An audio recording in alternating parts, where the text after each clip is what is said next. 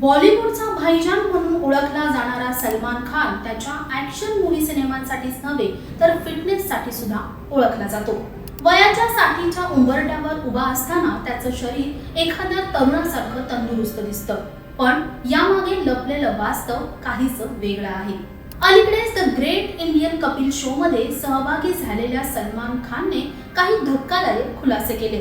त्याने सांगितलं की तो ब्रेन एन्युरिझम, ट्रायजेमिनियल न्यूरोलॉजिया आणि आर्टेरियोवेसन माल्फॉर्मेशन म्हणजेच AVM अशा 3 गंभीर आजारांशी झुंज देतोय।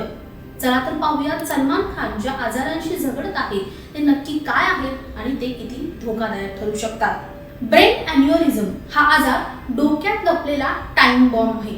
यामध्ये मेंदूतील रक्तवाहिन्या कमजोर होऊन त्या फुगतात आणि त्या फुटल्यास मोठ्या प्रमाणात मेंदूमध्ये रक्तस्राव होऊ शकतो। ट्रायजेमिनियल न्यूरोलॉजिया यामध्ये चेहऱ्यावर विजेसारखा वेदना, शॉक देणारा आजार आहे अशी याची ओळख आहे। ही एक दुर्मिळ पण अत्यंत वेदनादायक स्थिती आहे जिथे चेहऱ्याच्या ट्रायजेमिनियल नावाच्या नसांमध्ये अतिशय तीव्र वेदना होतात। हे दुखणं जणू काही चाकूने टोचल्यासारखं किंवा विजेचा झटका दिल्यासारखं असतं।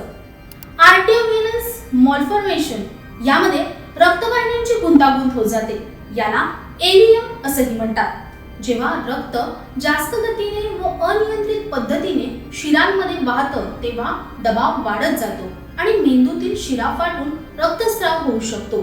यात डोकेदुखी, लकवा, चक्कर, बोलण्यात अडचण येणं अशी लक्षणं दिसून येतात। AVM म्हणजे आर्टेरियोवेसन माल्फॉर्मेशन ही एक अशी स्थिती आहे जिथे मेंदूतील रक्तवाहिन्या चुकीच्या प्रकारे एकमेकांना जोडल्या जातात। या साऱ्या समस्यांनंतर ही सलमान खान आपली जबाबदारी पार पाडतोय, ॲक्शन सीन करतोय।